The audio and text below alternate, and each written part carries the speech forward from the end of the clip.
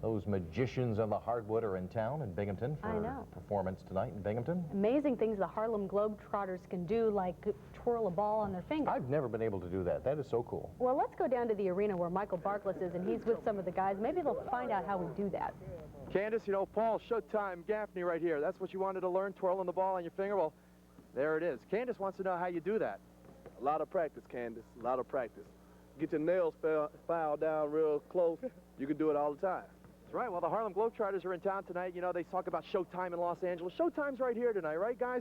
This is Elmer Stringbean Martin. This is Elmer Stringbean Martin. We got the preacher over here. You want to be me, though. Yeah, you want to be you. What kind of show can we expect tonight from you guys? Well, we're going to come out and try to perform a great show tonight. I mean, just forget about all your problems and just come out and have a great time. It's run-and-gun basketball. You guys do a lot of tricks with it, and it's just exciting for the kids of all ages. Yeah. Tonight, like I heard, a lot of plenty seats out here opening. All the kids come on out and enjoy yourself. It's going to be a great show. You need to get out the way. We'll be ready to show some tricks. All right, here we go. Let's take a quick peek. Do do do do do do do do do do do do. Am I getting it right, guys? Do do do do do do do do do do do do do. Do, do, do, do, do, do, do. All right, that's the Harlem Globetrotters little showboating tonight right down here at the arena. Tickets still available, 7:30. Come on down, see these guys, check them out. Come on now. We're going to have a lot of fun. And, a lot of fun. And I might even get a shot here, but no, he's not. No, I'm not. I'm not that good. Hey, let's talk about another basketball team. They may not be the Harlem Globetrotters. We're talking about, you guys know Mansfield men's basketball team? Oh, yeah. Yeah, okay, yeah, they're doing pretty good. They've got the playoffs starting up. You think they can play us? I don't know. That's going to be tough. Playoffs starting up tomorrow night at Mansfield University. The #1 seed in the East going to play #4 Edinboro. Here's a quick little preview. This will be the Mountaineers' first playoff appearance since the 85-86 season, and to play it at home is even more special. Mansfield hasn't had a playoff game at Decker Gymnasium since 1983-84. We're fortunate to be hosting the playoffs this year. Hopefully everyone can come out and support us, and regular season's over this year. We're looking for better things. The Mounties head to the playoffs on a roll, closing things out with a 5-game winning streak. They hope to ride that momentum into the playoffs. Just coming out and playing hard like we've been doing from the jump street. We're not looking to let up at all. If anything, more intense in practice and just keep up the hard work. It's a long road, but we're willing to make the journey. Despite not playing Edinboro during the regular season, the game plan won't change. Well, you know, obviously our game is up and down the floor. Press and run, so we'll work on doing those things. But I think with this team, so much of it has just been playing the way we play. Well, guys, well, it really is true. You know, Cats do have 9 lives.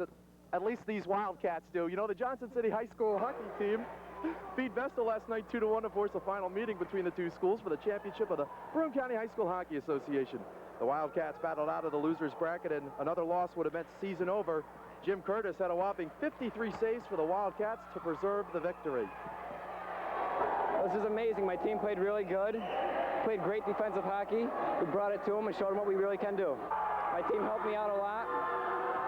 Scored a couple quick goals in the first period. Helped us out. All righty, once again, the Harlem Globetrotters tonight at the Broome County Arena. Candace, this is how it's done. Come on down, check them out. Good seats still available. 7:30. Back to you guys in the studio. Thanks, Michael. I've got my own basketball here. Candace is going to practice right here, right now. I'll turn it while she puts her finger up there or something like that. I don't think that works. It's not going to work. No, it's not. The Harlem Globetrotters do better than we do. Yeah. Now, when we come back, we've got a touching story about 2 sisters being...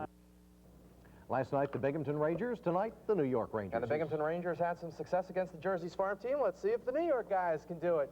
Well, those Rangers have dipped back into Binghamton's pool of talent for the 3rd time this season. Hard-hitting right winger Ryan Vandenbush earned a promotion and was in the lineup tonight when the Rangers took on the Devils.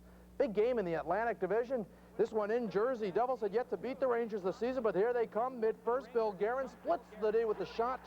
Beats Mike Richter. Jersey had the only goal it would need because Martin Brodeur was impenetrable. Just as Chris Ferraro on the doorstep, he lifts the glove and makes the save. Brodeur earns his 7th shutout of the season as it's Jersey 4, New York, zilch. Elsewhere, Islanders 3 better than Boston. Hartford tops Tampa Bay 5-2. Ottawa a goal better than the slumping Panthers. St. Louis leads LA 2-1 in the third, and Toronto and Phoenix are tied late. Well, it looks like Mr. Hockey won't be making history after all. The Syracuse Crunch say that they've canceled Gordie Howe's April 1st return to the ice because their playoff hopes are in jeopardy.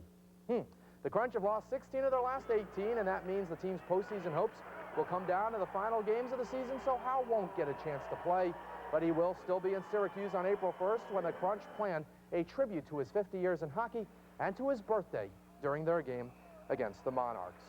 While basketball's Final Four hits the hardwood in Indianapolis on Saturday, college hockey's 4 remaining hit the ice today in Milwaukee. It's the national semifinals. First up, defending champ Michigan taking on Boston University. First period, Wolverines break it out. Mike Leggs finds Warren Looning with a head of steam. He shoots and scores.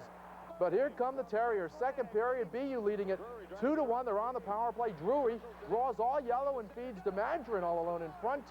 That's your game winner. Michigan's heading home after falling 3-2. Boston University plays North Dakota for the championships on Saturday. Well, if you can't win the big one, you might as well win whatever you can, right? So was the case tonight as Michigan and Florida State squared off in the finals of the NIT. It's not the NCAA championship, but a title's a title. Wolverines trying to succeed where their hockey team failed. Robert Traylor, they call him the tractor for good reason because he's big. Michigan by 10 at the break. Second half, the Seminoles make a run that's quickly answered by the Wolves. Up top to Maurice Taylor, and Michigan wins the NIT 82-73. Light night in the NBA, just 5 games scheduled. We've got them for you. Chicago over Toronto, 96-83. It's Atlanta pounding the Clip, 103-88. Houston, no trouble with Cleveland. San Antonio surprises Orlando, 97-93. And at the half, Vancouver leads LA. It's a tough life trying to make it as a major leaguer, as one Oneonta high grad is finding out. But Clay Bellinger continues to work towards his dream. After bouncing around the last couple of seasons, Bellinger hopes he has found a home with the Yankees. He's a utility guy that can play a number of positions, and he's hoping his versatility will earn him a promotion from Columbus to the Bigs. Yeah, I learned how to play all the positions the last 3 years. I've played basically everywhere. Last year I only played second, third, or second, short, and first, but 3 years before that I played a little outfield, learned how to catch. So hopefully, you know, when I do make it there, it'll be as a utility guy. Now the big club was taking on Atlanta tonight, World Series rematch. Well, perhaps New York leading 1-0 before Chipper Jones steps to the plate with 1 on in the 6th. See ya, the 2-run job to right put the Braves on top to stay. They go on to win it by the final of 3-2. But it was only exhibition baseball, and the Yankees have the win that really counted last fall. Greg, a couple other scores to throw your way. The New York Mets lost to Florida 6-5. Binghamton picks up a big win over Portland 9-2. College baseball, Cortland over Ithaca 8-0, and Mansfield beats Bloomsburg 12-9 before tying them in the nightcap 9-9. All right. All righty. Thank you, Michael. You're done. Sure am. All right. Well, up next, now let's find out what's going on in the world of sports. The Rangers are in action tonight. Let's join Michael Barkless live at the Broome County Arena in Binghamton. Michael? Greg, hello. Is that you there? Oh, it certainly is. Thanks for calling, Greg. We're down here at the Broome County Arena having some microphone trouble, so I hope I'm coming to you loud and clear via the cellular phone. We're down here at the Broome County Arena tonight because the Rangers are facing off against the Hamilton Bulldogs, and it's going to be a very special night and a very special game because the Rangers are going to debuting their new alternate third jerseys. Voice of the Rangers, Bob Crawford, very happy to be our runway model for today. He's going to show everybody this nice color scheme. It's got the gorgeous Rangers logo on the front. Now, the reason why the Rangers are going to be wearing these is it's all for charity. You're going to get the opportunity to bid on these in a silent auction. $150 is when the bidding will start, and that'll take place at all home games up until April 12th, with all the proceeds benefiting the Day Nursery. Bob, you did a great job. We talked to you, but it'd be tough to pass the phone. Hey, thanks for your time. Of course, the Rangers and the Bulldogs facing off at 7:35. Come on down, stop by the concourse, and also write your silent bid for those beautiful new third jerseys. Well, with a day like today, you can't help but thinking baseball. Opening day in the majors just a few days away. Action Sports continues its spring training. Tonight, we're over in Yankees camp, and we're taking a listen to the team's #1 goal.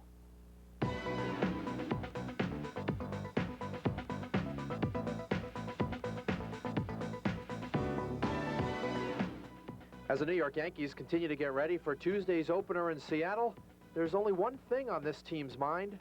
Go back to the World Series. That's #1. I mean, That's the only way you can top last year. Hayes has room. Hayes makes the catch. Yankees win. The Yankees win. The New York Yankees have won the 1996 World Series. The Bronx Bombers are still living large following last fall's championship. And while there have been some changes in the offseason, namely to the pitching staff, it's a ball club pretty much intact. Same thing, you know, I think, knowing that you win one, and we pretty much have the same ball club, so it shouldn't be no reason why we can't win two. So I think everyone feels like there's a chance to do it again. Repeating the World Championship won't be easy, but the Yankees are ready to give it a try. Well, finally, it's the Final Four. The NCAA men's basketball tournament holds its semifinals tomorrow afternoon. You can see all the action right here on TV 12. Here's a look at the matchups. First up, North Carolina versus Arizona shortly after 5:30. Then 35 minutes after that, when Minnesota squares off with the defending national champs. Now, since my two finalists, Forest and Kansas, have been eliminated, I get to pick again. And I'm going with North Carolina and Kentucky winning tomorrow, with Rick Pitino and the Wildcats hoisting the national championship trophy on Monday. Hey, Minnesota head coach Clem Haskins is a big winner even before his team takes on Kentucky. After leading the Gophers to their first ever Final Four berth and first Big Ten title since '82, Haskins was named the Associated Press's Coach of the Year. Haskins received 37 votes from the nationwide panel. Eddie Fogler of South Carolina was second, while Roy Williams of Kansas finished third. And Tim Duncan stayed in school for a pretty good reason. Today, his efforts were rewarded when he was named AP's College Basketball Player of the Year. He's the first player ever from Wake Forest to win the award, and the third player from the Atlantic Coast Conference to win it in the 90s. The 6'10" center averaged 20.8 points and 14.7 rebounds per game.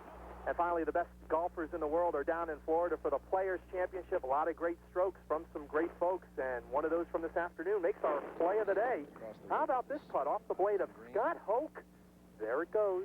With radar, the 17th hole. Hope looking for the birdie.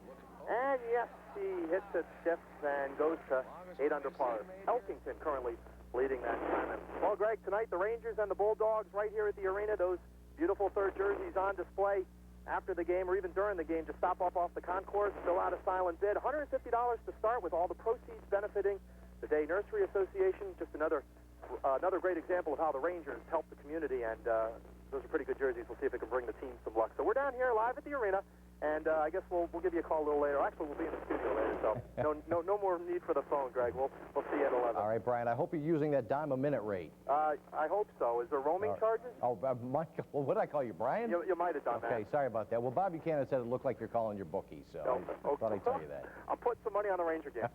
Thank you, Michael. All right. When we come back, we will salute this week's good neighbors.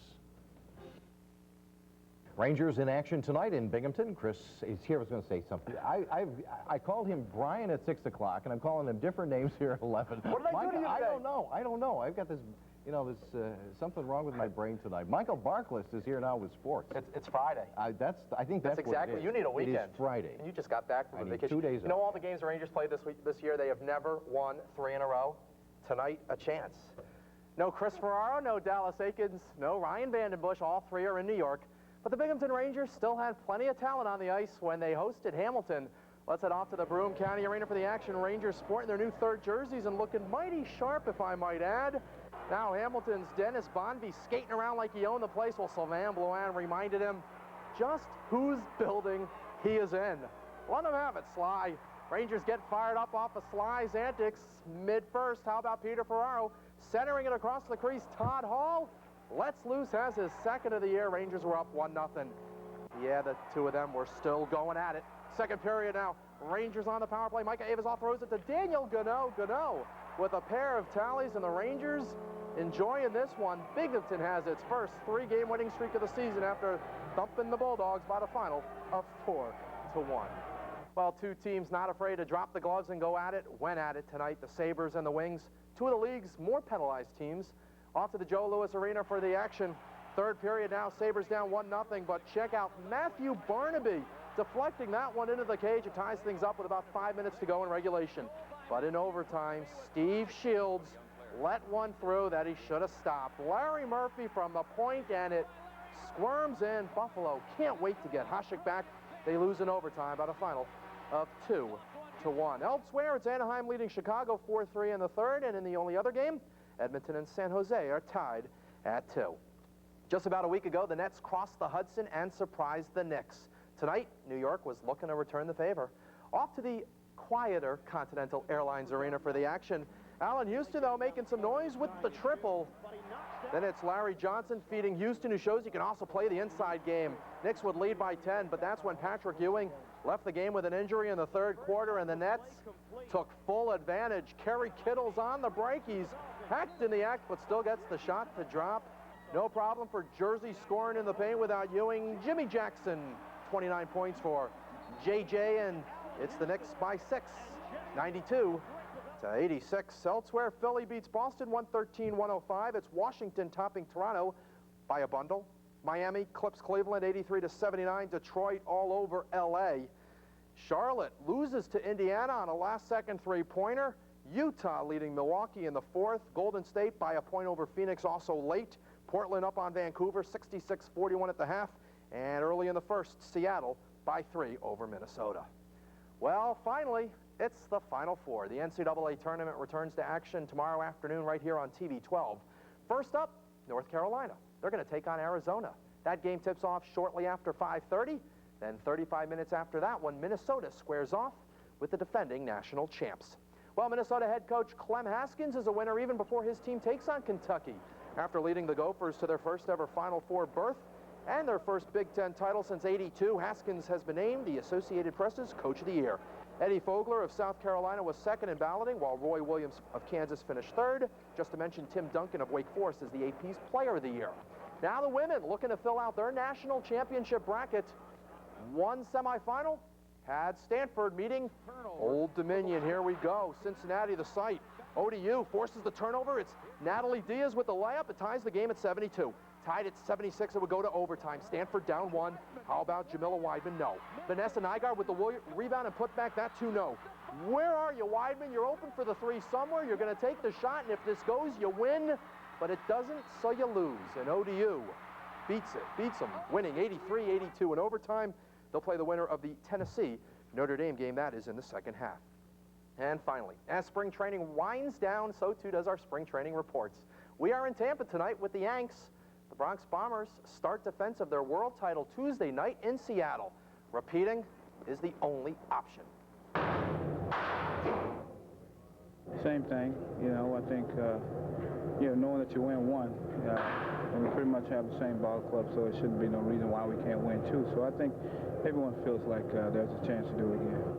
Go back to the World Series, that's number 1. I mean, that's the only way you can top last year.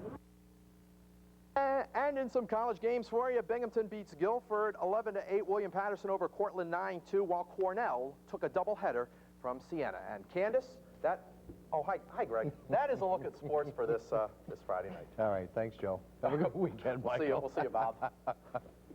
Well, some baby bunnies are back. Playoff game with St. John, and our very own Michael Barkless is with the team at the Broome County Arena right now. Michael, are the guys ready for tonight's game? Julie, we talked to them this morning. You'll hear my report at 6:15. These guys are hungry for a win tonight. Binghamton and St. John's, this playoff series is all even at a game apiece, and really tonight the pivotal game 3. Because if you win, you're just one more victory away from advancing, and we know how much the Rangers want to do that. We're up on the concourse tonight, something a little different. As you see, the things are just starting to take some shape. The doors aren't quite open yet. They will be in about 10-15 minutes. Lots of tickets available for tonight's game. Remember, it's a 7:05 face-off. Rangers and St. John's. Of course, the winner of this series will move on in the Calder Cup playoffs. And if you remember back to last year when the Rangers were the heavy favorite, played Syracuse, won the first game at home, and then lost the next 3. Well, that's kind of the situation the Rangers are on this year. They are the last place team. They went into St. John's, lost the first game, won the next one, win 2 more. They pull off what happened to them last year, and they make the move in the playoffs. 7:05 again. We're down here at the arena, and we'll hear from some of the players on what they think about St. John's coming up at about 6:15. So, Julie, back to you, and we'll talk to you in about half an hour. Thanks a lot, Michael. We'll be pulling for them. Sure. Well, there's still more to come on Action News at 5:30. Well, Michael Barkless is at the arena where the Rangers have the chance to take the lead in the series. Michael? Candace, it's a big game tonight, game 3 down here live at the Broome County Arena. 7:05 face-off between the Binghamton Rangers and the St. John's Maple Leafs. And guys, who's going to win tonight? Rangers! Everybody here at the arena certainly fired up. You have your time to come on down. The Rangers, of course, looking to take a 2-games-to-1 lead in this best-of-5 series, and then perhaps from there move on in the Calder Cup playoffs. Now, the Rangers got some news today that they will be playing tonight without their captain, Ken Jernander. He was promoted to New York after Bill Berg last night suffered a fractured ankle. So they'll be playing tonight without Ken Jernander, without Chris Ferraro, without Ryan Vandenbush. But hey, those guys are without those guys, you know, the Rangers say they got the Maple Leafs right where they want them.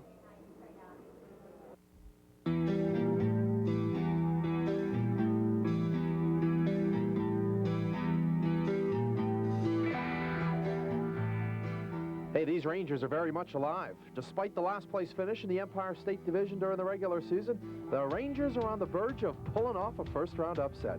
A split in St. John's has made it a best 2 out of 3 series, and the Rangers have the next 2 games on home ice. We developed a lot of momentum from the last game. We had things going, and we played very well as a team. Home, though, hasn't exactly been sweet during the regular season. The Rangers won only 11 times in 39 tries at the arena. But throw out the stats, it's the playoffs. Yeah, well, like you said, that was the regular season. Now this is the playoffs, and, you know, we're off to a new fresh start here in our building, and hopefully, you know, we can start winning some games in this building. Today we got to come out flying. We got to take them off right in the first 10 minutes of the game and hopefully get a lead and hold on to it throughout the game.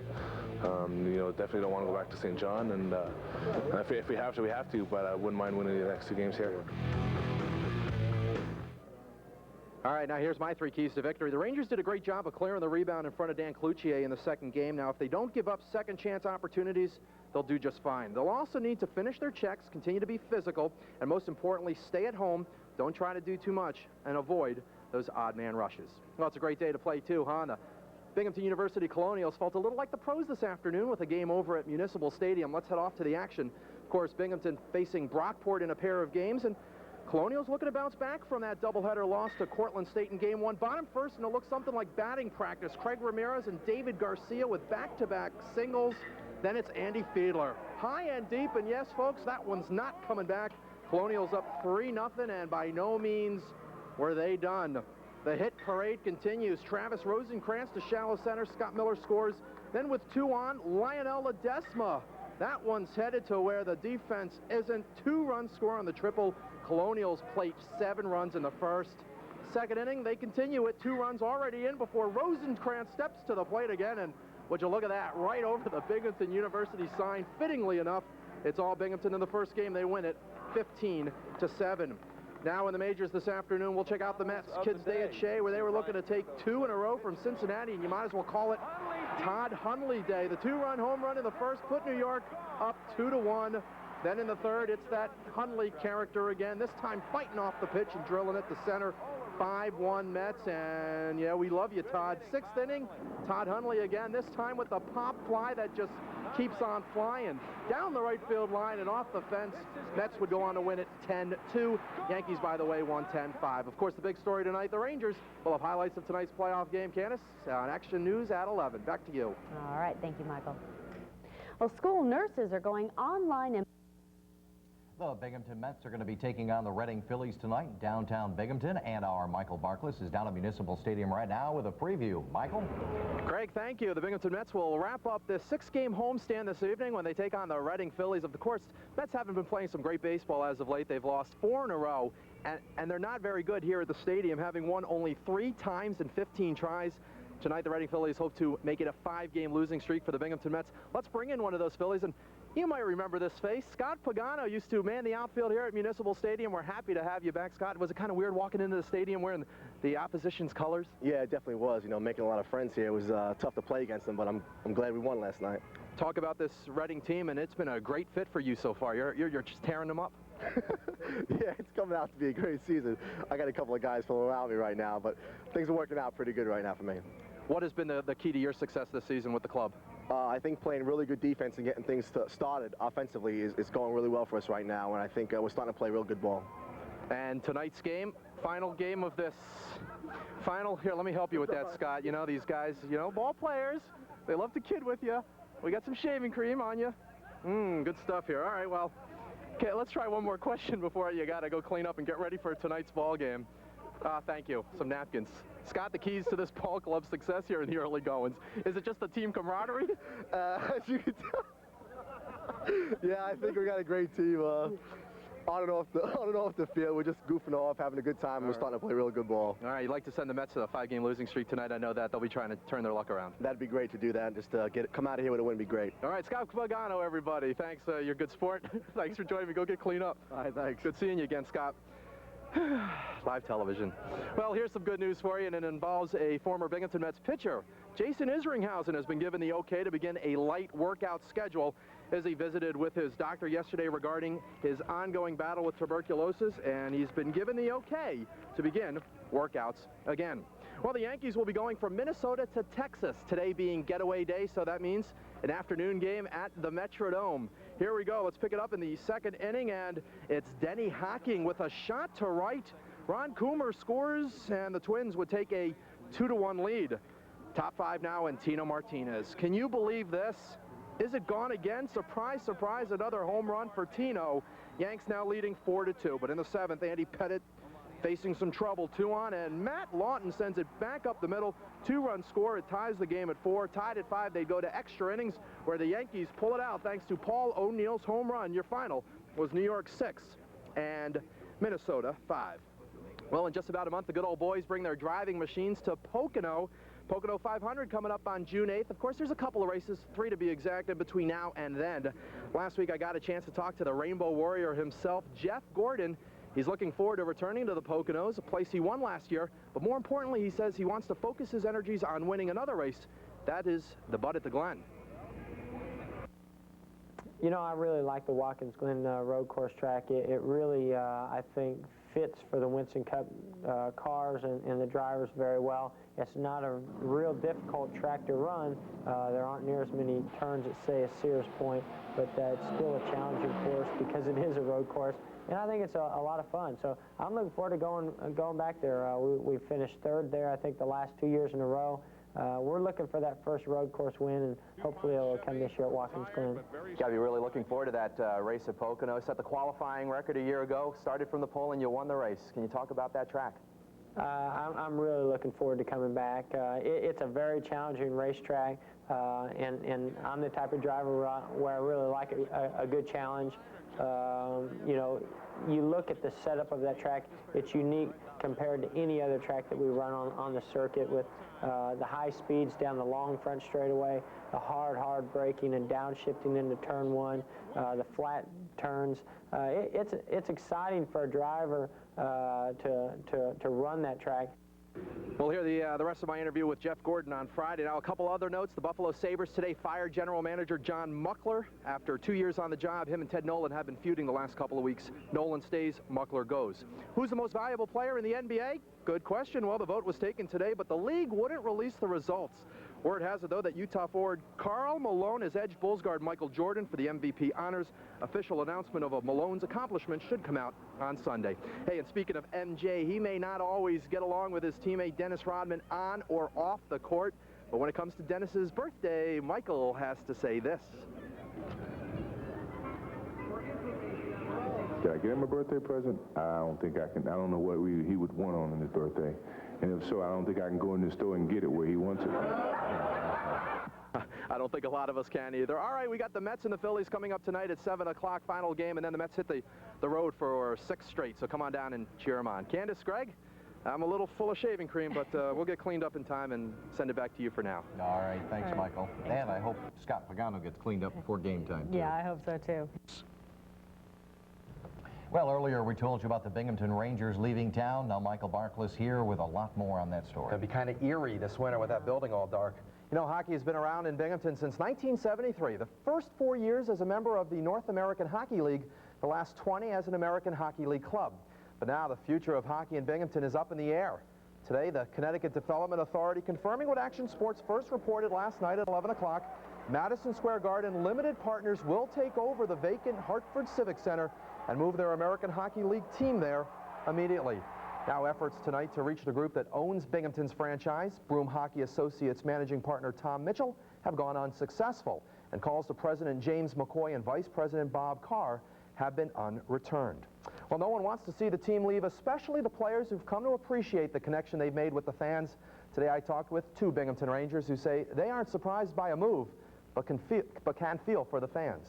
definitely not a happy thing when a franchise has been here for so long in the town of Binghamton, Broome County area, for the team to just pick up and move, especially when it's in the year left on his contract. It's not only sad for the players and the executive of the team, but the fans, you know, the people that support our team. And I'd like for him to be back here. You know everything's the same. You know all the locals, store owners, business owners. It's a nice network of friends that you've built, and it's going to be hard to leave. Now, while the Rangers leaving for Hartford is not the fault of any one person, it's just a business move. The Civic Center has more seats than the Broome County Arena, and Madison Square Garden can reap the benefits of all those luxury boxes. Look around the league. Teams are in Philly, Rochester, and Lexington, Kentucky. Areas much, much bigger than Binghamton. Maybe the American Hockey League has just outgrown this area, and it makes better sense to do business elsewhere. Now, that's not to say that Binghamton has outgrown hockey. Oh, on the contrary. Hockey can work here, and it has. The fans are certainly loyal, and we deserve a team. But take it from another manager of a professional team, it's tough making ends meet.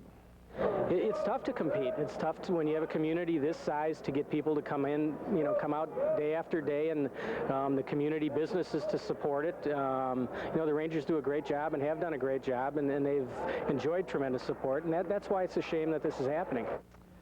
Certainly is. Well, as for the Binghamton Mets, they are back and in action tonight. Mets meeting the cream of the crop in the North Division. First place Portland in town to start up a 3-game set. Second inning here, the Mets down 1-0, but it's Tate Seafree driving the Brian Ward, offering the opposite way for the solo shot, his 12th. This game is now tied at 1 run apiece. We go to the 8th inning after Ramsey Coyers hit a solo homer to put Portland up 2-1. It's that guy Coyers again, adding to his hit total with a single to right. That scores Mark Coetzee. Last run of this game as Portland wins the opener of this series. Your final was 3-1. Owego Free Academy head baseball coach John Ayers must feel a little like Captain Kirk piloting the Starship Enterprise. He's boldly going where no Owego baseball team has gone before. The Section 4 Class B champion Indians entered state play today. A first-round game this afternoon at Conlin Field against Section 1's John Jay Cross River High. Indians riding the strong arm of Greg Condon. Ring him up, sit him down. Billy Fisher, you are out of here. Condon keeping the visitors off the board. Owego with runners on second and third here in the 4th, and Liam Miller slices one just inside the line. That plates 2. Indians on the way to the big win. They take it 13-0. Next play tomorrow at Kingston versus Roundout Valley. Well, rain in the Poughkeepsie area kept both the Union Endicott and Susquehanna Valley softball teams from getting the first round of the state playoffs underway. But clear skies greeted both Lansing and Afton here in Binghamton. Let's head off to the Bagside Complex, the Class D game. Afton taking on Section 3's Richfield Springs. Andy Noyes just challenging the hitters to catch up with the fastball, and you know what? They couldn't. The Indians get 3 runs early on, and Afton heading back to the state semis after winning this one. Your final was 3-0. Now Class C winner Lansing butted heads with Sandy Creek. Visitors already up 4 runs before Meade. Spano bounces one over the glove at short. Mary Beth Yurden scores the final run of this game. Sandy Creek advances by the final of 6-1. Also in some state quarterfinal lacrosse action tonight, bad news for one Section 4 team. Vestal loses to West Genesee 14-3, but Corning East moving on in the B as they knock off Janesville DeWitt 10-9. All right. Thanks, Michael. Sure. You are spit out. We're back here on Action News at noon. As you heard a little earlier in the newscast, county leaders announced a new Colonial Hockey League team coming to our area. They're called the BC Icemen. And our Michael Barkles is standing by live at the Broome County Arena, where county league and new owners have just finished up a news conference announcing the new team. Michael? Krista, it's very exciting down here. The room is packed full of people listening to the commissioner of the Colonial Hockey League announce that Binghamton will have a team in time for this upcoming season. Of course, a number of the details still have to be hashed out in terms of a contract, long-term deals. Where's this team going to get its players? A lot of questions, including a coach for the team. But right now, the press conference is still going on.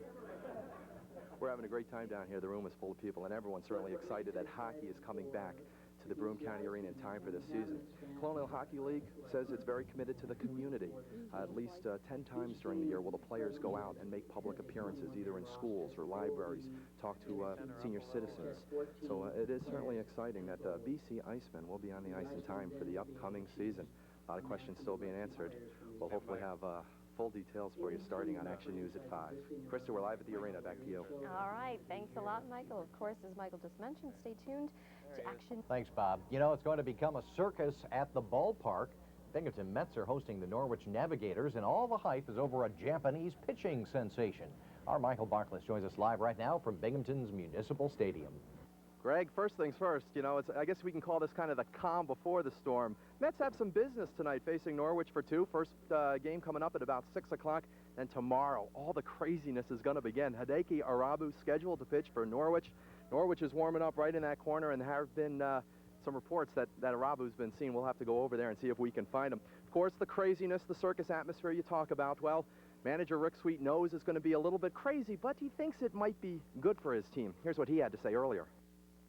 I think the biggest hype is going to be you guys, all the press that's in town. I think that's going to be a bigger circus rather than him pitching on the mound. Him pitching on the mound is simply baseball.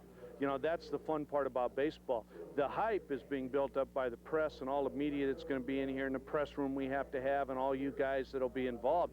That's what's going to be more exciting for these guys, because they're going to get to experience that. Sure is going to be crazy. Now, coming up at 6:15, we'll talk to R.C. Reutemann about some of the different press corps that are coming in for this game, including the hordes of Japanese media that are following this guy from wherever he goes. So we'll talk to R.C. a quarter after. We'll also hear more from Rick Sweet, as well as Scott Sauerbeck, who's the B-Mets pitcher that gets to go up against him tomorrow. Should be exciting. In the meantime, Greg, we'll toss it back to you. All right, Michael, now people should understand that game tomorrow night downtown. Any tickets out there still available? Only probably people selling them for outrageous prices on the street corner. No, the game is a sellout. There won't be any standing room only. So if you don't have your ticket already, unfortunately, you are out of luck, and you'll just have to join us at 11 for all the highlights. All right, we've got a front row seat, I hope. Thank you, Michael. Sure. Well, McDonald's may have been... You know, everybody is talking about tomorrow night's B-Mets game with the Japanese pitcher, but hopefully some of that excitement will carry over in tonight's game. That's right. There is a game tonight. There is People a game tend tonight. to forget that. That's right, and Michael Barkless is down at the stadium. Michael? Candace, not just one game, but 2 games, as the Mets and Navigators are playing a doubleheader right now. And good news for B-Mets fans. They're up 2-0 in the first inning here in Game 1. We'll bring you all the action tonight at 11. Of course, everyone's talking about tomorrow's arrival of Hideki Arabu pitching for the Navigators. We're all excited to see him play. Let's talk to B-Mets General Manager R.C. Reutemann, who just was probably entertaining the hordes of Japanese media. Catch your breath for a second, and is this exciting as we're making it out to be? Yeah, it really is exciting. We've a lot of electricity around the ballpark, the media, the Japanese contingent. It's great. It's great for Binghamton. How many requests have you received, and what can people expect to see tomorrow? Well, we're a little over 100 requests from national media, local, regional. You know, I think tomorrow night we're going to see a packed house and a lot of excitement, a little bit of an all-star World Series flavor, and it should be fun. Is this the biggest thing that you and your staff have had to accommodate? Well, you know, the AA All-Star game was big, but, you know, a sellout crowd we have several times a year, and it's something that it's exciting, it's a challenge, but take it in stride. Get through it. All right, R.C., thanks very much for joining me. We're looking forward to tomorrow's game. Now, we all know Arabu is pitching for Norwich, but how about for the Binghamton Mets? Well, through all of this, Scott Sauerbeck has kind of got lost in the shuffle. He's got the assignment of trying to keep Norwich off the board. Let's take a quick look at the Sauerbeck file. He's played in 15 games, starting just 8 of those in over 54 innings of work. He's given up 47 runs and 72 hits. 10 of those hits have left the ballpark. He struck out 31 batters and walked 26. Now, last year, Sauerbeck had to face David Cohn. Now he gets Arabu, but he looks forward to the challenge and likes to pitch against some of the best. Yeah, you try to up your game a little bit, but, you know, I'm not really pitching against him. I'm pitching against Norwich, so to me it really doesn't matter who's pitching. I still have to get their batters out. And if they have a better pitcher out there, you know you have to be on your game a little more because you can't give up as many runs. Now, as for the hitters, it's going to be a big challenge, but manager Rick Sweet tells me by no means should his ball club be intimidated. These guys are going to go out. They'll have the same type of at-bats. They'll have the same approach because this guy's no different as far as his ability, really, than what they're going to see at higher levels. His consistency is what's going to be there. This guy has pitched at the higher levels. He knows how to approach the game. Well, you know, it's just like anybody else. A home run's a home run, but definitely tomorrow in front of the big crowd, that'd be nice.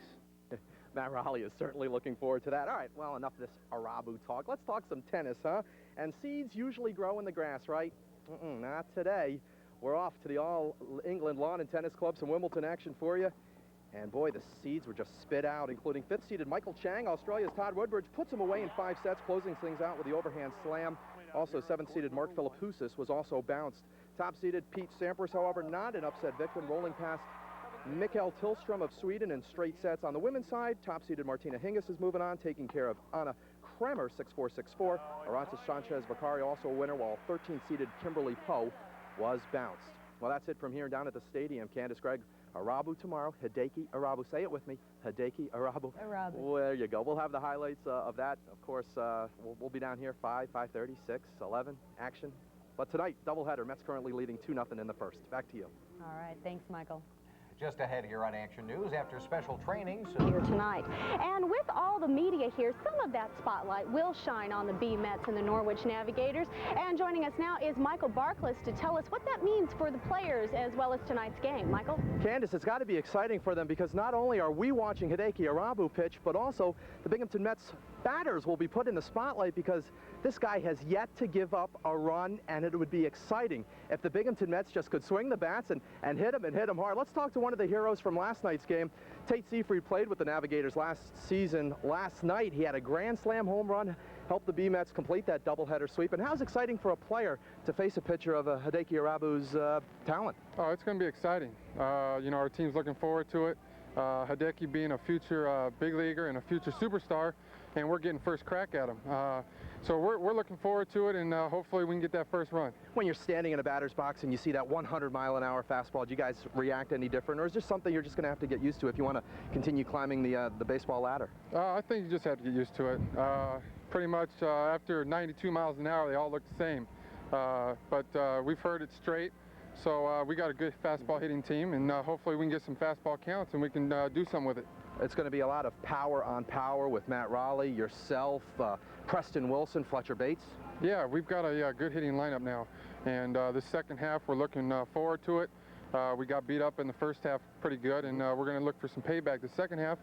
And we got a solid offense now, and we got good pitching. So I think we're looking good this year. It would be exciting to put a couple of runs off them, maybe even hit a couple home runs, huh? We just put the ball in play. That'd probably be the best thing for us right now. All righty, Tate Seafried with the Binghamton Mets. Good luck tonight. Thank you. Of course, the spotlight, yes, is on Hideki Arabu, but even more so on the Mets batters. We'll see if they could do a number on him. Candace, back over to you.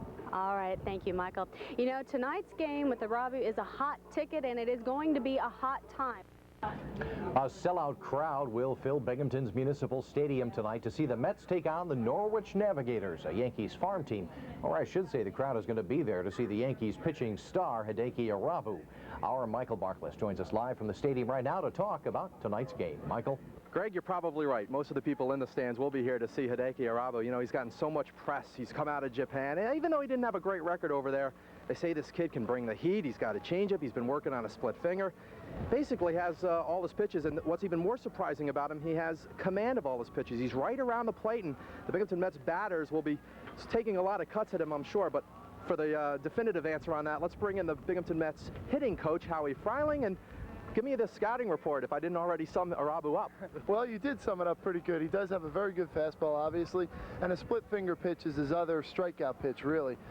It'll be our game plan tonight, really, to hit the fastball early in the count so that we don't get behind to where we have 2 strikes and wind up having to try to hit his tough strikeout pitch, which is the split finger pitch. When the batter's standing in the box, are they going to do anything different, or pretty much it's just a pitcher throwing a ball at the plate? That's right. When it comes time for the batter to be in the batter's box, it's just man on man. You know, it's competition, and we have a very good fastball hitting ball club, and we've been swinging the bats very much better lately. So, you know, I'm looking forward to an exciting night. Now, the team has really raised its batting average, and we're looking at power on power tonight. Am I right on that assessment? That's right. We're up to second in the league in home runs, and we hit a Tate Seafried with a big homer last night, and we've hit a lot of home runs lately, so, and fastball pitchers sometimes tend to give up the home runs, so we'll see how it goes. What's the word around the clubhouse? Are guys looking forward to this challenge? We're very excited, and it is a challenge, and, you know, this guy's going to be a big leaguer pretty soon, and we think we can hit him. And hit him hard. I hope so. All right, Howie Freiling, the Binghamton Mets hitting coach. Of course, Arabu making his debut in about an hour and 20 minutes or so. We'll see if the B-Mets bats can come alive the way they have been. Greg, back to you. Thank you, Michael. We'll be checking back with you. Well, Sports Director Michael Barkless is here with that news that the Binghamton Rangers are going to be moving to Hartford. Now, we've heard from the businesses and the fans. What about the players, Michael? Well, we'll get to them, but I know a lot of people very upset to see this happen. The $64,000 question has been answered. Madison Square Garden Limited Partners will take over the vacant Hartford Civic Center and move their American Hockey League franchise there. The Connecticut Development Authority making that ruling just a short time ago, but here's the sticking point. New York is under contract to supply players to Binghamton's franchise through next season. For New York to open up a team in Hartford, it would first have to buy the franchise from the group that owns it here in Binghamton or buy out the last year of the contract.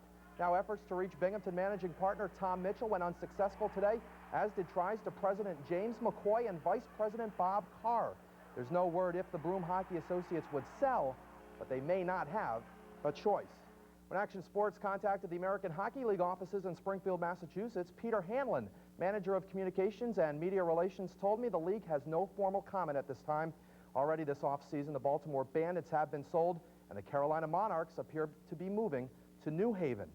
Rick Willis played here in Binghamton the past 2 seasons. He tells me from his home in Endicott that it doesn't really surprise him that the team could be moving. I think Larry Plow, who's the vice president of the organization, has ties in Hartford. He used to play there and was a coach there. And, you know, the New York Rangers, as an organization on the whole, you know, they usually do what they want financially. So I think, you know, an IHL team or another NHL team's not going to outdo them. Willis adds that losing hockey in this area would be a bad thing. I know the guys enjoy being here. It's a good place to play hockey, and you know, definitely it's not going to be a good situation for the area. Hard-nosed forward Ryan Vandenbush echoes those sentiments. But without a team in Binghamton, it's going to be a big shame. Definitely not a happy thing when the franchise has been here for so long in the town of Binghamton, Broome County area, for the team to just pick up and move, especially when it's in the year left on his contract. It's not only sad for the players and the executive of the team, but the fans, you know, the people that support our team. Now, while they have only been known as the Rangers since 1990, hockey was first brought to Binghamton in 1977. The owner was Andre Villot, and over the first 3 years, 6 different hockey clubs supplied the players. The Pittsburgh Penguins and Houston Aeros were Binghamton's first affiliations. The next year, it was Pittsburgh and Quebec. Then the third year, Boston and Los Angeles supplied players. From 1980 through 1985, the Hartford Whalers owned the franchise, and the Whalers were the sole providers of players. Then in 1985, the Broome Hockey Associates bought the franchise and have owned the team ever since. We're all hockey fans, some of us more than others. We really don't want to see hockey leave the area. Number 2, for the fun of it. Today's a fun day. It's really going to be a good time. We wanted the local people to know that hockey would still be here next year, and we will do our best to keep it part of the community and to satisfy some of the uncertainty that had been going through the fans and the local community. It's some of those same uncertainties that are now facing the community all over again. The first year, the Broome Hockey Associates owned the team. Hartford and Washington supplied players. The next year, it was the Whalers alone. Then in 1990, the New York Rangers signed an agreement, and Binghamton has been the Rangers ever since. Now it's going to look like that is going to change. So we're just going to have to wait and see what's going to happen regarding the local owners. Did they sell the last year of the contract? Did they sell the franchise? Will Binghamton be awarded another franchise after perhaps a year off? American Hockey League has a number of issues they have to look at, as well as the local owners. Yeah, you know, one of the things about having the Rangers here in Binghamton is that you get to see some of those players go up to the NHL, and you get to see their progress and still root for the team. But we heard from a number of fans today, it doesn't matter which team is supplying players, be it the Phoenix Coyotes or the Los Angeles Kings or the Boston Bruins, whoever it is, we'll still get to see those players go. Let's just get hockey back in Binghamton. All right. Thanks, Michael. Sure. Well, I'd like to personally thank everybody who contributed on my behalf, and we're getting there. I figure I'm not going to make the goal of 150 with the amount of daylight left, and my legs are they're giving out, even though we do have the cart. I'm close. Probably finish up with about 111 holes. That's not bad, though. That's not bad at all. Now, Michael, how are the other golfers doing? Most people going for at least 100 holes? Yeah, 100 holes is the minimum. That's what everyone's going to try to at least strive for. And it's pretty quiet out here right now. I don't know if a lot of other people have given up, or maybe they've already reached their quota of 100 holes. Either way, okay. We're all having some fun. So, like I said, scores don't really matter when it comes to this. It's how many holes. I guess it's the whole longevity thing, but you know, some nice rules. Triple bogey. Well, if you get to a triple bogey, you get to pick up and move on. That's Within 3 feet, you can give it up. So It's all for a good cause, the Southern Tier chapter of the American Red Cross benefiting, and I'm getting close to finish time. Well, good for you, Michael. Now, I suppose then you're working on driving. That's probably the most important thing because you want to get it as close as possible to keep going. That's right. Driving is the biggest thing, and then my short game needs a lot of work, so I'm usually picking up after that triple bogey. Well, you have an awful lot of opportunity to work on it now. All right, thanks. I'm giving up golf after today. Oh, I'm sure we'll see you back out there as soon as you rest up. You got it, Candace. Thanks, Michael. Well, it's not too late to pledge money for the Southern Tier. The Southern Tier chapter of the American Red Cross is sponsoring a dawn until dusk golf marathon. Since 6 o'clock this morning, duffers from all over have been on the links at the Heritage Country Club raising money for the Red Cross. The golfers are challenging themselves to get in at least 100 holes. And that is where our own sports director, Michael Barkless, has been all day. Michael, how many holes have you played so far? First of all, duffers, that pretty much describes me. If I can just complete this hole, look at that. I did so good a little earlier. Hold on. All right, there we go. If I can just get this hole complete, it will be 111 holes, and by no means was today easy.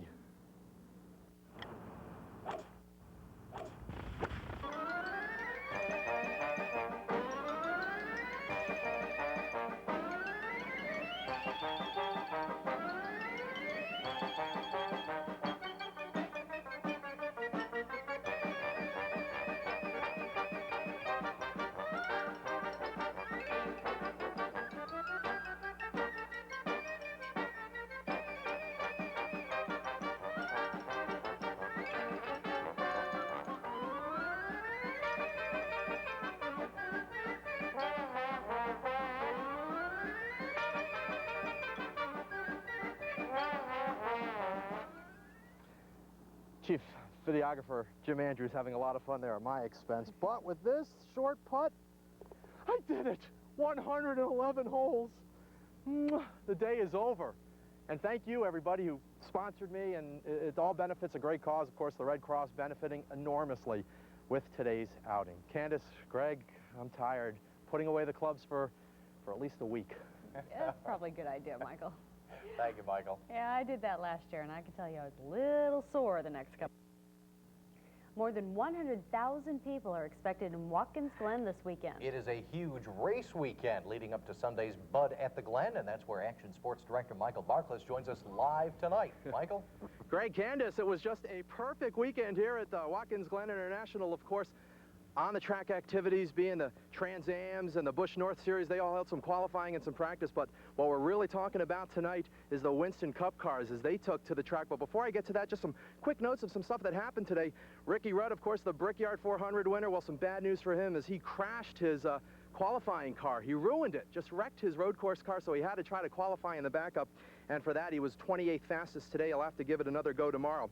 And Dorsey Schrader, of course, from Trans Am road racing fame, well, he will drive for Dick Trickle in the Heilig-Myers car, and he got that thing started in the 19th position. Well, with that out of the way, let's take a look at some of the activities on the track today. Of course, 45 drivers attempting to qualify for one of the top 25 spots. One of the first guys out of the block, this guy, the 88 car of Dale Jarrett. He was the fastest in this morning's qualifying practice, and his lap was 73.253, 120.4 miles per hour. Good enough for the pole at the time. But how about Bill Elliott? Got out on the course, 11th today, and he'd be on the front row with Jarrett before being bumped by Dale Earnhardt, who had a great lap, and Elliott will line up third. But the day belonged to this guy, Todd Bodine. What a story. He's got a full-time Cup deal next season, just driving in this race because, you know, it's close to home, and he put the Heritage Chevrolet on the pole, 73.192, 120.5 miles per hour.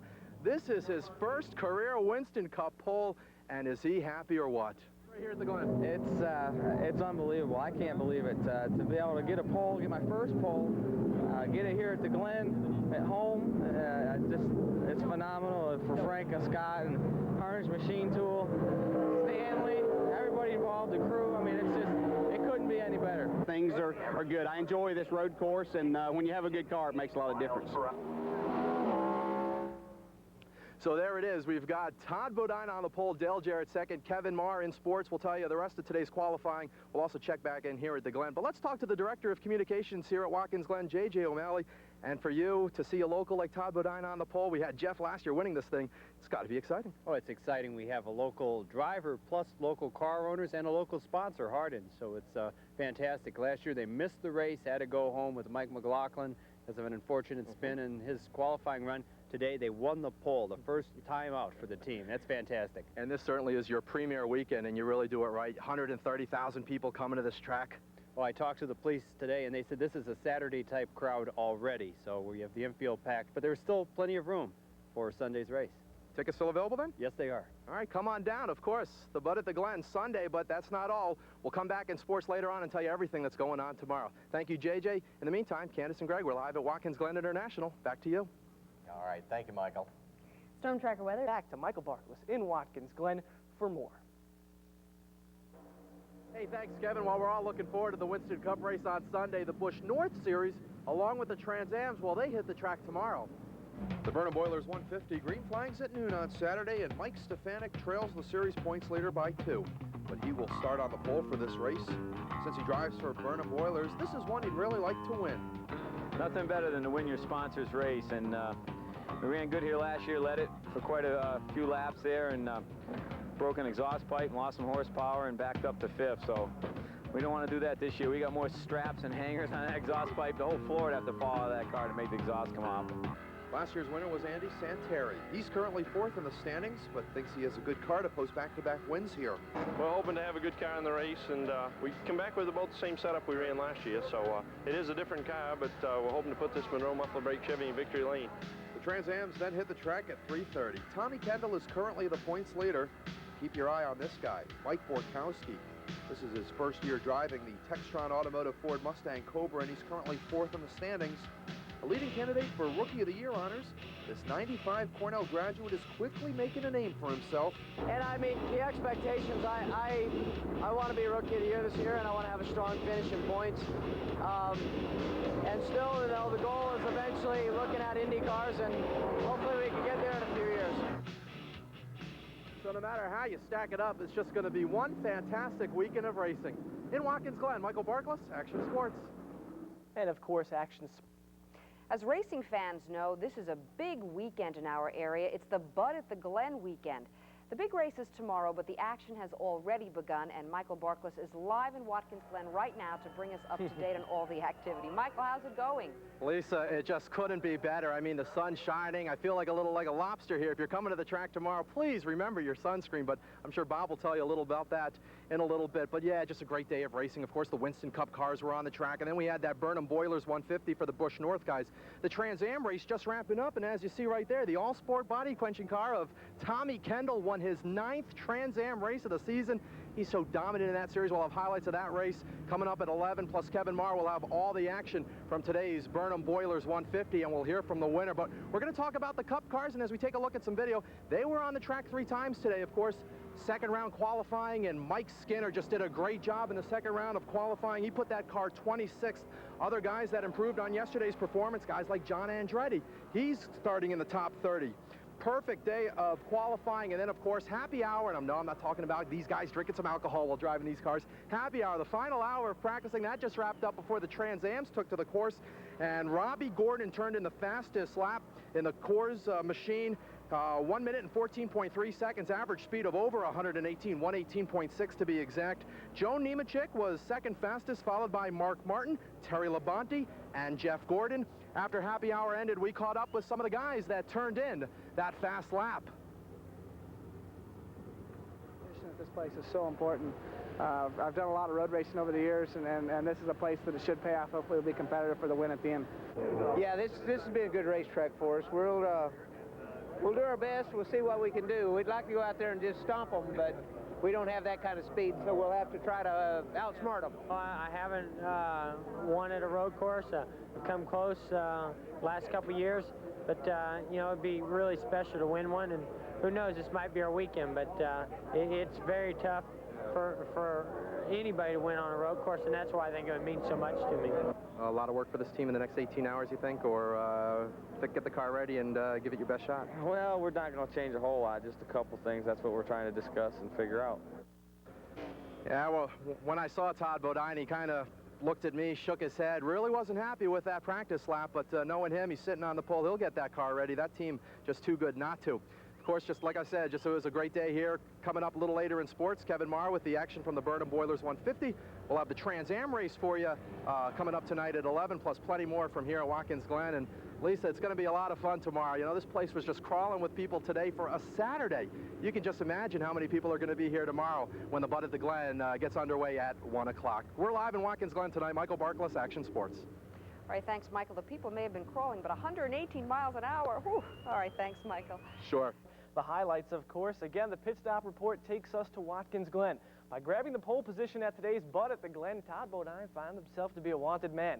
And that's not easy, being the best good old boy at the start of a race, especially when there are 41 other guys revving those engines behind you. To Watkins Glen we go. Not a good start for Todd Bodine. Dale Jarrett comes right around. It's the first turn of the race, and he gets past. Meanwhile, Ricky Rudd, problems all day. He crashed in Friday's practice and then had shift problems earlier, and that put him to the back of the pack. Meanwhile, Todd, not the only Bodine with trouble. Brett had to make a pit stop for new tires after 9 laps. 11 lead changes in the race, including Joe Nemechek, who took this lead right there at lap number 19. There were also 5 cautions, including this bang-up. Lance Hooper tries to go inside of Jeff Burton, but they both instead end up eating some gravel. Then there we go to the third Bodine. Jeff grabbed the lead from Johnny Benson on lap 35. He goes inside. He held on to it until lap 52. Then it was Jeff with a J who cuts onto the inside of Jeff with a G on lap 53. Jeff Gordon cuts into the inside right there. Look at that little move. And he puts the pedal to the metal to take that lead. The two would battle for the rest of the ways. We get the overhead view. Some controversy with 5 laps left to go, though. Dale Jarrett black flagged. Officials said he was leaking oil. He pulls into the pits. They did not find any leak. Jarrett, not a happy man. But in the end, it was too much. Jeff Gordon, he held off Jeff Bodine for the checkered flag. Gets his first road course win, 8th of the season, 27th of his career. Bodine was in 2nd, Rusty Wallace 3rd, Robbie Gordon 4th, and Mark Martin 5th. One guy who got to witness all of today's excitement was Action Sports Director Michael Barkless. He joins us live now from Watkins Glen. Michael, not a good day, obviously, for Todd Bodine, but Jeff Gordon got to be a happy man, huh? Oh, unbelievable. You said it right off the bat. It was just a great day for racing. My photographers, Gary Furman and Rico Serene, were floating around in the pits, getting a close-up and personal look at all the action. And let me tell you, it was fast and furious as these cars tried to tackle the 11-turn road course here at Watkins Glen. Of course, you talk about Jeff Gordon. Is there anything the Wonder Boy can't do? Took the lead from Jeff Bodine, able to hold off his charge in the end, led 32 of the 9.